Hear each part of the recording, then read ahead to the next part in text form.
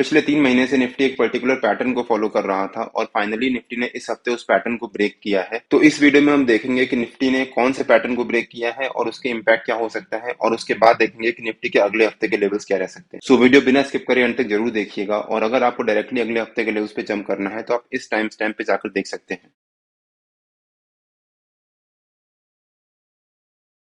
Hello friends, welcome to trade to spend. Nifty के weekly analysis के एक और वीडियो में आपका स्वागत है। होप आपने हमारा पिछले हफ्ते का वीडियो देखा होगा, जिसमें हमने अपने इस हफ्ते के लेवल चेक किए थे। हमने क्लियरली मेंशन किया था कि निफ्टी की मूवमेंट कैसी रह सकती है, और ऑलमोस्ट निफ्टी ने वैसे ही मूवमेंट दिया। अगर आपने वो वीडियो नहीं देखा है तो उसका लिंक मैंने डिस्क्रिप्शन में डाल दिया है, और आपको ऊपर यहाँ पर आई बटन में मिल जाएगा। मैं रिकमेंड करूंगा कि एक बार आप वो वीडियो जाकर जरूर देखिएगा। उससे आपको आइडिया होगा कि निफ्टी के लेवल्स कैसे काम करते हैं और हम भी निफ्टी के लेवल्स कैसे निकाल सकते हैं। हमने कहा था कि यह हफ्ता निफ्टी के लिए वॉलेटाइल रह सकता है। हो सकता है निफ्टी एक शार्प मूव दिखाए ऊपर की तरफ, और उसके बाद निफ्टी फ्राइडे को एक शार्प डाउन मूव दिखाकर ऑलमोस्ट एक फ्लैट क्लोजिंग दे, या फिर उसका उल्टा हो सकता है, एक शार्प डाउनफॉल दिखाए मंडे से लेकर थर्सडे तक, और फ्राइडे को फाइनली एक रिकवरी दिखाए। और वैसा ही हुआ। अगर हम निफ्टी के डेली चार्ट पे देखें एक बार, तो निफ्टी ने मंडे को एक रिकवरी दिखाई, लेकिन ट्यूसडे से लेकर निफ्टी ने थर्सडे तक एक शार्प फॉल दिखाया, और फाइनली निफ्टी ने फ्राइडे को एक रिकवरी दिखाकर फिर वहीं पे क्लोजिंग दी है। निफ्टी की जो फ्राइडे की क्लोजिंग है, जो हमारे वीकली का लोअर लेवल था या फिर वीकली का सपोर्ट था 19520, उसी के पास है। निफ्टी ने करीब 19517 के पास जाकर क्लोजिंग दी है। तो निफ्टी अभी भी एक रेंज में पर्टिकुलर घूम रहा है। अगर हम ध्यान से देखें तो निफ्टी अब पर्टिकुलर इस एक बड़ी सी रेंज में घूम रहा है, और उसी रेंज को फॉलो भी कर रहा है। निफ्टी ने यहाँ पर इस रेंज से सपोर्ट ले रहा है। देखिए, जैसे निफ्टी ने यहाँ पर एक काफी देर सपोर्ट लिया, फिर एक बाउंस दिखाया, और ऊपर जाकर हमारा जो 20,000 टारगेट था जुलाई का, उसके पास से जाकर निफ्टी ने रेजिस्टेंस लिया, और फिर एक फॉल दिखाया, और फाइनली निफ्टी फिर से इसी रेंज के लोअर लेवल के पास आ गया है, और यहाँ से निफ्टी ने फाइनली सपोर्ट लिया और बाउंस दिखाया है।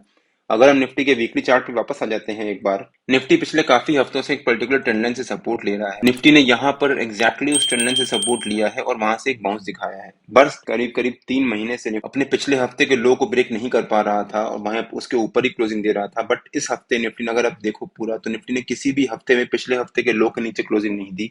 लेकिन इस हफ्ता निफ्टी ने पिछले हफ्ते के लो के नीचे नीचे क्लोजिंग दी है, जो निफ्टी के लिए सॉर्ट ऑफ नेगेटिव हो जाता है। बट अभी भी वीकली बेसिस पे निफ्टी जो रेंज बना रहा है, उस रेंज के लोअर लेवल या फिर हमारा जो सपोर्ट था 19520, उसके पास जाकर निफ्टी ने क्लोजिंग दी है। तो निफ्टी के लिए ये हफ्ता अब काफी इंपॉर्टेंट है। अगर निफ्टी ये 3 हफ्ते से जो रेंज बना रहा है, अगर निफ्टी इस हफ्ते इस रेंज को ब्रेकआउट या ब्रेकडाउन देता है, तब निफ्टी में उस डायरेक्शन की एक नई रैली स्टार्ट हो सकती है। अगर निफ्टी ने उसको ब्रेकआउट दिया तो हो सकता है निफ्टी ऊपर की तरफ एक नई रैली स्टार्ट करे, जैसा हमने अपने पिछले हफ्ते के वीडियो में कवर भी किया था। हमने कहा था कि निफ्टी अगर ऊपर की तरफ ब्रेकआउट देता है, जो हमारा इस हफ्ते का रेजिस्टेंस था 9900, तो निफ्टी में ऊपर की तरफ हो सकता है निफ्टी 20,500 का लेवल्स भी अचीव करे, maybe April August first week में या सेकंड वीक में। और अगर निफ्टी नीचे की तरफ ब्रेकडाउन देता है, तो हो सकता है निफ्टी 19,300 या 19,200 के पास तक आए। निफ्टी 19,300 के पास तक आया, निफ्टी ने वहां से एक रिकवरी ली, और उसके बाद ऑलमोस्ट एक फ्लैट क्लोजिंग दी। तो अब देखते हैं कि निफ्टी के अगले हफ्ते के लेवल्स क्या रह सकते हैं। मेरे ख्याल से 19,300 या फिर इस हफ्ते का जो लो था, वो निफ्टी का सपोर्ट रह सकता है अगले हफ्ते का, और जो इस हफ्ते का हाई था 19,802, वो निफ्टी का रेजिस्टेंस रह सकता है। हो सकता है इस हफ्ते निफ्टी इसी रेंज के बीच में ही ट्रेड करे, 19,802 और 19,300। इस हफ्ते निफ्टी काफी वॉलेटाइल रह सकता है, मंडे से लेकर थर्सडे तक या थर्सडे फर्स्ट हाफ तक।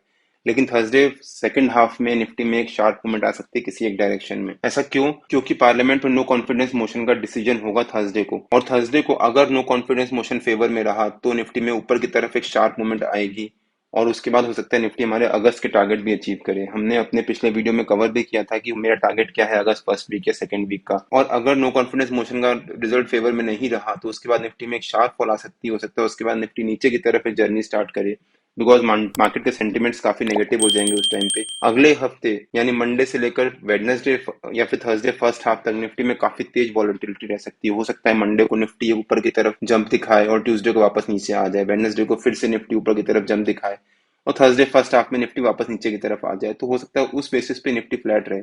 फ्लैट मतलब ये नहीं कि निफ्टी में कोई मूवमेंट ही नहीं हो रही है, 10 पॉइंट ऊपर 10 पॉइंट नीचे। हो सकता है मंडे को ऊपर, ट्यूसडे को नीचे, वेडनेसडे को फिर से ऊपर, थर्सडे फर्स्ट हाफ में फिर से नीचे। थर्सडे को निफ्टी की एक्सपायरी भी है, तो थर्सडे सेकंड हाफ में हमें बहुत अच्छी अपॉर्चुनिटी मिल सकती है बाय करने की, कॉल या पुट। प्लस वेडनेसडे को मैं अपने टेलीग्राम चैनल में अपडेट करूंगा कि मैं थर्सडे के लिए कौन सी स्ट्रेटेजी को बाय करके जा रहा हूं। तो अगर आपने मेरा टेलीग्राम चैनल ज्वाइन नहीं किया है, तो उसका लिंक मैंने डिस्क्रिप्शन में डाल दिया है, और आप मेरे को टेलीग्राम में ट्रेड टू स्पेंड नाम से सर्च मार के भी ज्वाइन कर सकते हैं। और अगर निफ्टी मान लीजिए मंडे को ट्रेंडिंग का जो सपोर्ट है 19405, उसके पास जाकर ट्रेडिंग करना शुरू करता है और उसके उसके नीचे क्लोजिंग देता है, और ट्यूसडे को मंडे के लो के नीचे ट्रेड करना शुरू कर देता है तो वो निफ्टी के लिए नेगेटिव हो जाएगा। हो सकता है उसके बाद निफ्टी ट्यूसडे को मंडे के लो के नीचे ही ट्रेड करता रहे और वहीं पर निफ्टी नेगेटिव ट्रेंड में रहे। बट अगर निफ्टी मंडे ट्यूसडे को नीचे की तरफ रहा तो हो सकता है वेडनेसडे को निफ्टी में ऊपर की तरफ एक शार्प राइज आए और वापस निफ्टी हमारे जोन के बीच में आ जाए। और वैसा ही उल्टा भी हो सकता है मंडे को ट्यूसडे को निफ्टी ऊपर की तरफ एक शार्प मूव दिखाए और वेडनेसडे को वापस नीचे आकर हमारा जो ये रेंज है 19800 और 19300 इसी रेंज के बीच में ट्रेड करना शुरू कर दे। अगला हफ्ता निफ्टी के लिए काफी वोलेटाइल रह सकता है। मैं बार बार उसको मैं स्पेसिफिकली कह रहा हूँ बिकॉज निफ्टी में नो कॉन्फिडेंस मोशन का रिजल्ट आना है थर्सडे को, तो मार्केट उसका वेट कर सकती है। उसके ऊपर डिपेंड करेगा कि निफ्टी की अगली मूव क्या रह सकती है। निफ्टी हो सकता है ऊपर की तरफ भी जा सकता है और बहुत बहुत शार्पली जा सकता है, निफ्टी नीचे की तरफ भी जा सकता है और बहुत शार्पली जा सकता है। तो हमें दोनों साइड के लिए तैयार रहना है। 3 महीने से निफ्टी अपने पिछले हफ्ते के लो के नीचे क्लोजिंग नहीं दे रहा था, निफ्टी ने इस हफ्ते पिछले हफ्ते के लो के नीचे क्लोजिंग भी दी है, वो भी एक नेगेटिव है। और अगर निफ्टी में नो ट्रस्ट मोशन का रिजल्ट नेगेटिव आया तो वो निफ्टी के लिए काफी शार्प फॉल आ सकती है। निफ्टी और बैंक निफ्टी के जो भी लेवल्स होते हैं वो डेली बेसिस पे मैं अपने टेलीग्राम चैनल में अपलोड करता रहता हूँ। अगर आपने मेरा टेलीग्राम चैनल ज्वाइन नहीं किया है तो उसका लिंक मैंने डिस्क्रिप्शन में डाल दिया है और आप मेरे को टेलीग्राम में ट्रेड टू स्पेंड नाम से सबके ज्वाइन कर सकते हैं। अगर आपको वीडियो अच्छा लगा हो तो please like share and subscribe और बेल आइकन जरूर हिट कर लीजिएगा सो दैट जब भी मैं अपना अगला वीडियो पोस्ट करूँ आपको नोटिफिकेशन आ जाए। Till than happy trading and जय हिंद।